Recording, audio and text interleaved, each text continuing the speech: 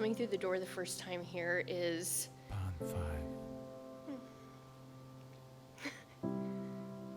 it's hard when you're first coming in, because I don't know any battered woman that isn't embarrassed.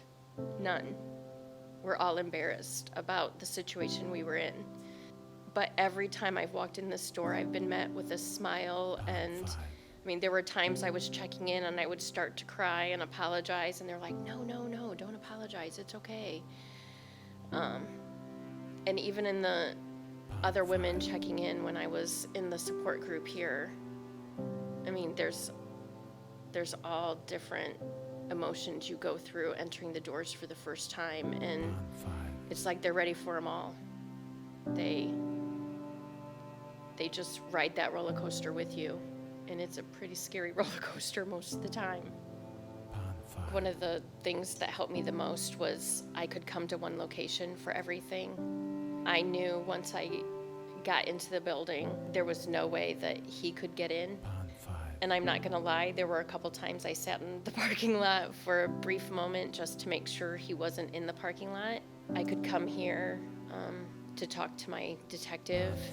I would meet with the prosecutor's office here. My kids went and talked to the people from CPS.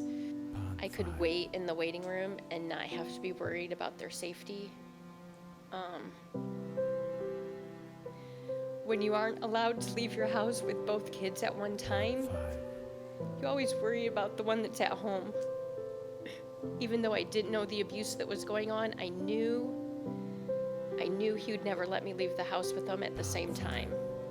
When they took both kids back, I knew I didn't have to worry about their safety. And when the kids came out, they weren't scared, and they weren't scared of what they told the DCS workers. That's really important for kids that have been in an abuse situation. They always think they're gonna be in trouble for what they say. Those of us in that situation, we don't feel safe many places. To have it in one location where I could go and talk to my detective, I could come to meet with a counselor. When my kids needed to talk to somebody, I could come here. It's one very safe location. It's funny the things an abuser takes from the family. Like a Christmas tree.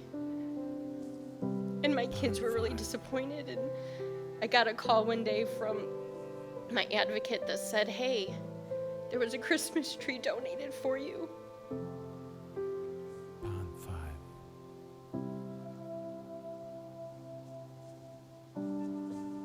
And it made our Christmas.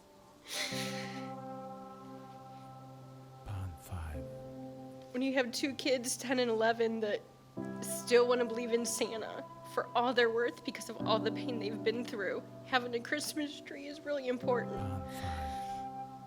And they provided that for us. And the list goes on and on and on. They've just loved us through every step, got us through every step of our recovery. That is my goal, to show women that there is a better life out there. If you would have told me November of 2014 that one day I would be emotionally healthy and happy and have the job that I have today to help people, I would have thought you were crazy, because I knew where I was at and I could barely take care of myself at that point.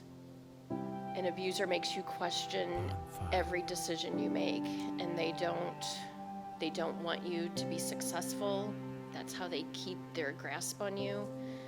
I know when my nephew said you need to go to Family Justice Center, they can help you.